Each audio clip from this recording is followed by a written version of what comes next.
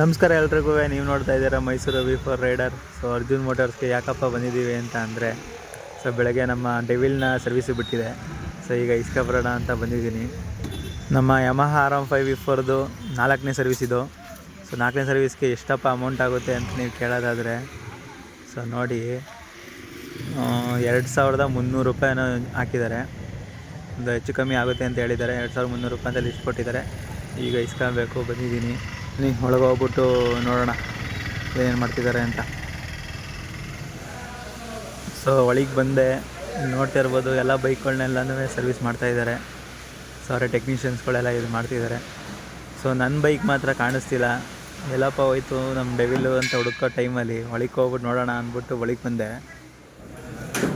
ನಮ್ಮ ಡೆವಿಲು ವಾಷಿಂಗ್ ಹೋಗಿದೆ ಅಂತೆ. ವಾಶ್ ಮಾಡ್ಕೊಂಡು ನೋಡೋಣ. ಗಾಡಿ ಬಂತು. ಪಾಲಿಶ್ ಆಗಿ ಬಂದು ನಿಂತಿದೆ. ಏನಪ್ಪ ಪ್ರಾಬ್ಲಮ್ಮು ಅಂತ ಅಂದರೆ, ಈಗ ಮಳೆ ಬರ್ತಿದೆ, ನಮ್ಮ ಪಾಲಿಶ್ ಎಲ್ಲ ಹಾಕಿರೋದೆಲ್ಲ ವೇಸ್ಟ್ ಆಗೋಯ್ತಲ್ಲ. ನಮ್ಮ ಡೆವಿಲು ಎಲ್ಲ ಮಳೆಲೆಲ್ಲ ನೆಂದು ಪಾಲಿಶ್ ಎಲ್ಲ ಹೋದ್ರೂ ಫುಲ್ ಶೈನಿಂಗ್ ಹೊಡಿತಿದೆ.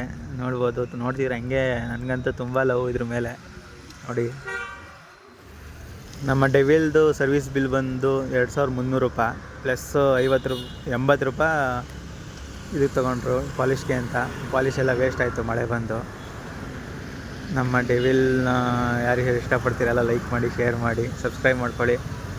ಇನ್ನೂ ಹೆಚ್ಚಿನ ವೀಡಿಯೋಗಳು ಬರ್ತಾ ಇರುತ್ತೆ.